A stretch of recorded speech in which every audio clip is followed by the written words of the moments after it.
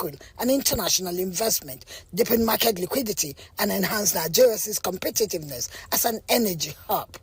It also reduces the opaqueness that has hindered efficiency in the past and aligns Nigeria with international best practices. We will remain dedicated to supporting policies that ensure energy security, drive industrialization, and improve the life of every Nigeria. We expect the GEX marketing platform to serve as a catalyst for credible price discovery, ensuring that the pricing reflects prevailing market dynamics. This development is acknowledged as a decisive step towards making natural gas a true enabler of industrial growth, economic diversification, and long-term energy security across the continent. In Abuja, Lydia Samson, NTA News. Now, the Coordinating Minister of Health and Social Welfare, Professor Muhammad Ali Pate, says that despite Nigeria's record-breaking rate of in-country immunization against various diseases in the past 2 years, countries in the West African sub-region will need to meet the challenge for progress to be sustainable. Speaking at the meeting of the board of the Reaching Every Child in Humanitarian Settings REACH project in Abu Dhabi, United Arab Emirates, Professor Pate, who also serves as the board vice chairman, stated that a coordinated approach undertaken by West African states is the best path forward for the children who need life-saving treatments. The coordinating minister further stated President Bola Ahmed Tinubu's commitment to mobilizing domestic resources to multiply the impact of critical donor resources in their collective effort to drive down child mortality. Reached with azithromycin across 9 states of Adamawa, Bauchi, Kaduna, Jigawa, Kano, Katsina, Kebbi, and Gombe, and Sokoto states. That's just a start. There's a lot more that we can do and will continue to do. Now, the chairperson of the African Union Commission, Mahmoud Ali Yusuf, has expressed deep concern over renewed clashes in South Kivu province in Eastern Democratic Republic of Congo and in Sibotek province, Burundi, urging all parties to exercise maximum restraint and return to political dialogue. In a statement issued Wednesday, the chairperson strongly deplored the violence against civilian populations, saying it runs counter to recent diplomatic gains, including the Doha Framework Agreement signed between the DRC authorities and the alliance Fleuve Congo M23 and the separate Washington, D.C. agreement between the DRC and Rwanda. He extended the African Union solidarity to affected communities in both countries and reiterated the continental body's long-standing position that durable peace in the Great Lakes region depends on full respect for the sovereignty and territorial integrity of all states. The statement explicitly condemned any attempt to establish a parallel administration in Eastern DRC. Chairperson Mohammed called on regional states to honor their obligations under the 2013 Addis Ababa Peace, Security and Cooperation Framework and to strictly comply with the Pact on Non-Aggression and Mutual Defense of the International Conference on the Great Lakes region.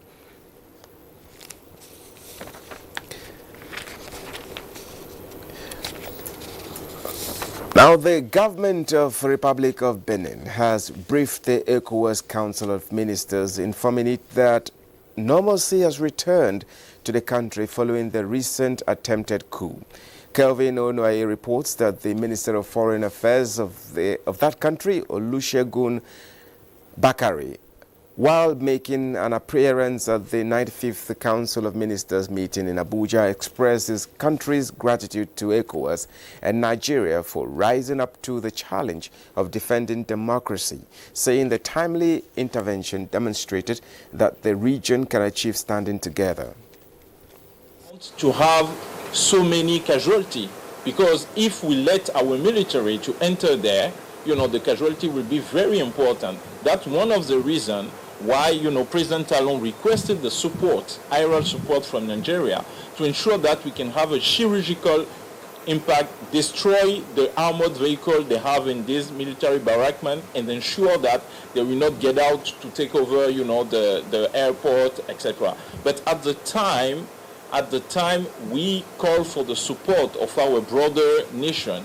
Our military, our army already fight them back, and the coup was already unsuccessful. So that's why I was saying that we have two lessons out of this episode in Sunday. The first one is the fact that our army is a Republican army, an army fighting for democracy, an army capable to stop this type of coup. That's the first thing. The second thing is our regional institution and the partnership, the brotherhood between Benin and Nigeria under ECOWAS protocol is really well functioning, because we show that together we can fight for democracy. It's not for us to say that the democratic model has to be a particular type, but to encourage African countries to come up with what works for them. And this is what the Regional Partnership for Democracy is about. We're partnering with the UNDP, we're partnering with ECOWAS. I urge you to look at it, and it's not something that is owned by Nigeria. Nigeria has come up with the concept under President Bola Ahmed Tinubu during his chairmanship of ECOWAS, and we've presented it for other countries in the region to look at and apply it as they deem fit. At least 22 people were killed overnight when two four-story residential buildings collapsed in the Moroccan city of Fez.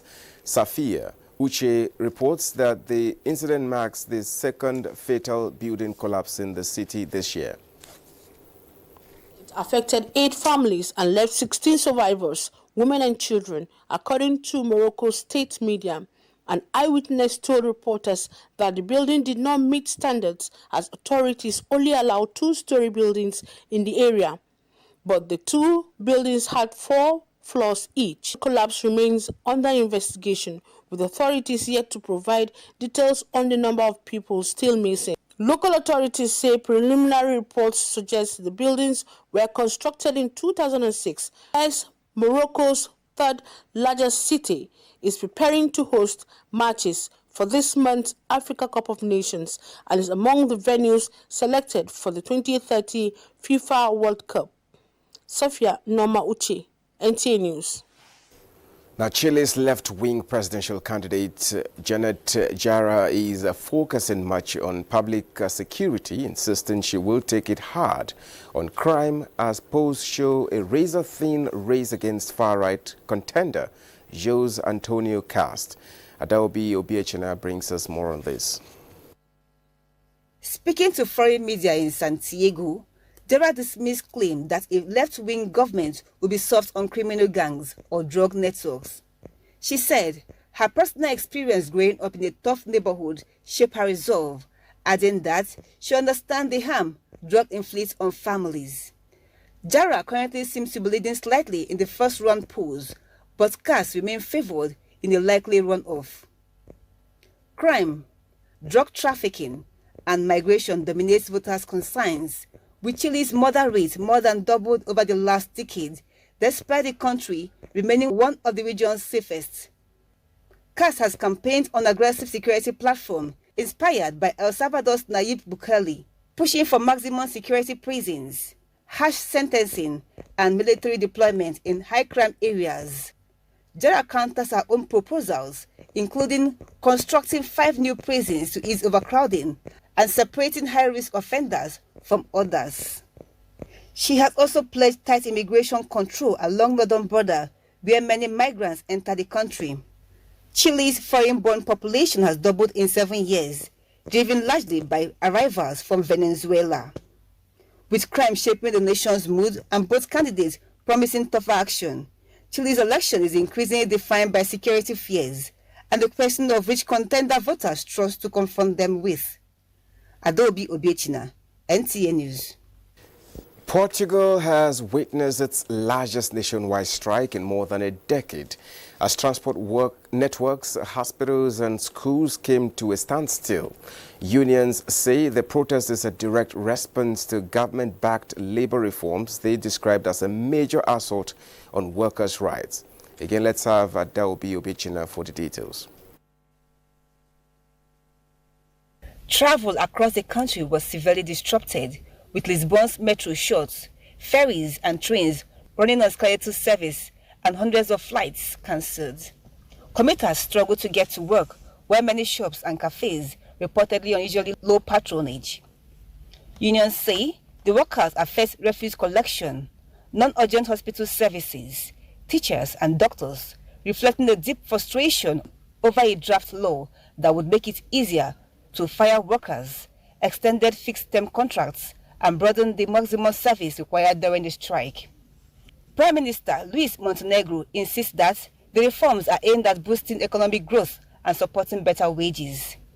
However, labor groups argue that the package represents one of the most serious rollback of workers' protection in years. Public support appear to favor the strikes, with polls showing more than half of respondents backing the action. Despite political tensions, the minority government is expected to push the bill through parliament with backings from liberals and far-right parties. As the strike ends, unions say the fight is far from over. They warn that without major changes to the proposed reform, more nationwide actions are likely, and Portugal's political climate may grow increasingly volatile in the coming months. Adobe Obiechina, NTA News. You're watching the news on Enter International. We now take a short break. We'll be back with more stories in a moment. To stay with us.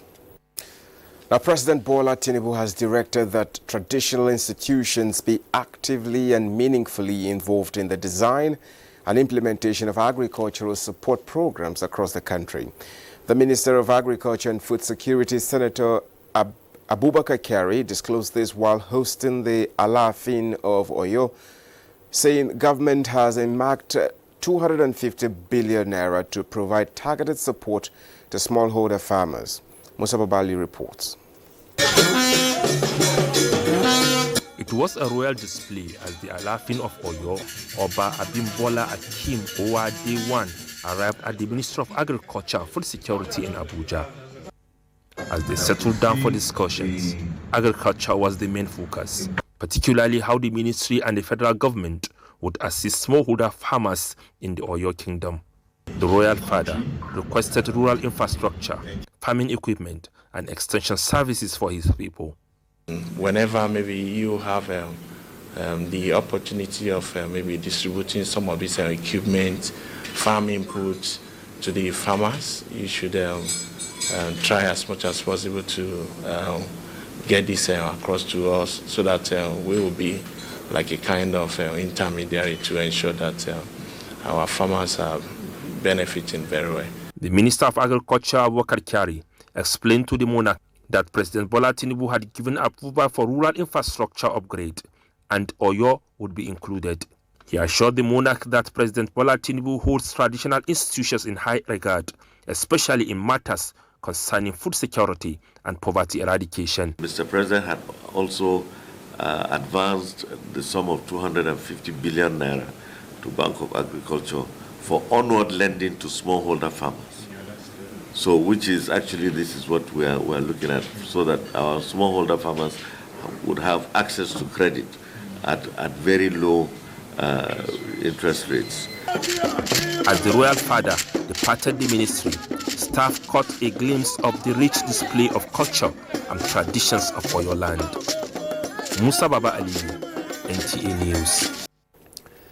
And President Bola Tinubu is committed to ensuring a secured country where children feel safe and learn, thrive and celebrate.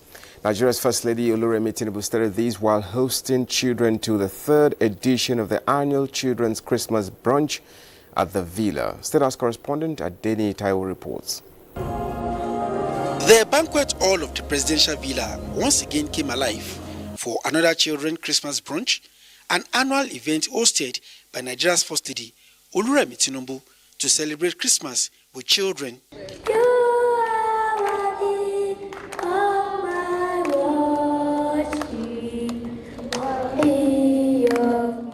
For the 2025 edition, her guests are children from Christ Treasured Royal Orphanage, Kwali. The enduring lessons of sacrifice, reconciliation and humility taught by the birth of Jesus Christ are best learnt as children for personal and societal well-being. So, the first study treated our guests to a Christmas story detailing the birth of Christ and its essence for building a thriving society. And I think next year should be a year that Nigerians have to reach out to others, people who are less privileged. I don't invite ministers' children, they have food to eat. So I don't invite, our friends around and say they should bring their children or grandchildren. No. So this should be for the people. And we started that, and I'm very glad. She assured the children that President Bola Tinubu is laser focused on securing their future, starting with tackling abduction in schools. What you can see, Mr. President has done the needful. They've gone after them. We are going to leave this place somehow. You think I don't want a safe society? I do. Joined by wife of the Vice President, Nana Shetima, and wife of the Speaker, House of Representatives, Fatima Tajuddin Abbas, the first lady handed out Christmas gifts to the children who are full of gratitude. Told us story of Christmas, and I learned a lot. And I learned that when I grew up, so I should help others that are in need. What was going through my mind is that she's a loving person and she could also share. A Christmas cake was cut as a special highlight of the brunch. From the banquet hall of the presidential villa, Adeni Itaiwo, NTA News. In a renewed drive to improve Nigeria's security architecture through proactive threat analysis and rapid response, the Office of the National Security Advisor has trained aviation professionals on security preparedness and emergency management. Defense correspondent Ismail Musa reports that the capacity building is designed to strengthen the skills and frontline personnel responsible for safeguarding Nigeria's aviation sector against evolving risks. Trainings such as this add value to the overall competency bank of the authority. This is why we continuously invest in capacity building of our inspectors in all aspects of civil aviation, ranging from aircraft safety, aerodrome safety, customer protection, economic regulation, to aviation security. The knowledge acquired here is not only for your career advancement, but also to strengthening public confidence in our aviation safety and security framework. Safety is the concern of everybody, and we believe safety now is safety always.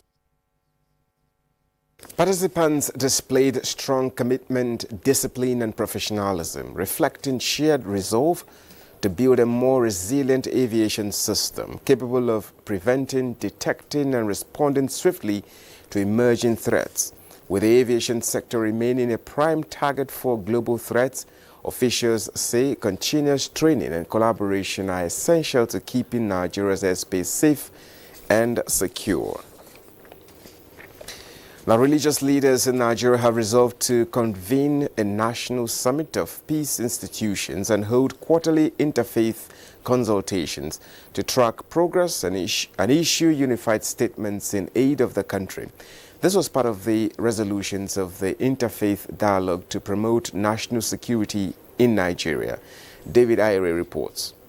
The 7-point communique issued at the end of the Interfaith Dialogue also resolved to strengthen community early warning systems, including informal peace firefighters and reactivate traditional conflict resolution mechanism, launch nationwide interfaith peace messaging, including sermons, media engagements, youth and women-led initiatives, promoting unity and dignity among the people, advocate for stronger security, justice, and government reforms, including actions against hate speech, economic opportunities for youth, and compensation for victims. Leaders urge the government and security agencies to protect vulnerable communities, improve intelligence and rapid response, ensure justice, and support victims. We also agree to committing all leaders to non-violence solidarity, and coordinated responses to all crises and all matters of national safety. The Global Peace Foundation and the leaders at this dialogue reaffirmed that every human life is sacred and must be protected, condemning all killings, kidnappings, and targeted attacks across Nigeria. The Bible teaches, "You shall not kill." The Quran is unequivocal. It says, "Whoever kills a single soul, it is as if he has killed all humanity." The theme of the dialogue is building bridges of hope, strengthening religious solidarity to end targeted violence in Nigeria. In Abuja, David Irie, NTA News. The Office of the Head of the Civil Service of the Federation has held its second Citizens and Stakeholders Engagement, providing a key platform to present, review and clarify the reforms currently driving the Federal Civil Service under the Federal Civil Service Strategy and Implementation Plan 2025, FCSSIP 25, and get feedback from both the civil servants and the citizens. Haman Jabande reports. The engagement session brought together representatives from ministries, departments and agencies, civil society groups, the media and development partners, all eager to understand the progress and impact of ongoing reforms. Head of the Civil Service of the Federation, Didier Sawal-Sunjak, highlighted major strides recorded across priority areas, including digitization of government processes, capacity building for workers, innovation in service delivery, improved performance management, and strengthening self-welfare initiatives. She explained that the FCCIP 25 program is designed to transform the civil service into a modern, efficient, and technology-driven institution capable of meeting national development goals. Our focus now is on consolidating these gains, scaling successful initiatives, and deepening innovation to support ongoing reforms and ensure sustainable improvements. Participants commended the commitment and leadership shown by the head of service in driving positive changes within the system. Together, we can transform accountability from policy into practice, one that reflects integrity, efficiency, and the true spirit of public service. This platform is yours. Reform is not a spectator sport, is it? The success of Nigeria's civil service depends on your feedback, your ideas, and your expectations being expressed. If every sector of this country will have something as little as this, what do you think in the next 1 year? The Citizens and Stakeholders Engagement is part of the ongoing effort in the Office of the Head of the Civil Service of the Federation to enhance transparency, strengthen public trust, and ensure that citizens remain at the center of service delivery in Nigeria. Haman Jabani, NTA News. Up next is a quick check on weather prospect.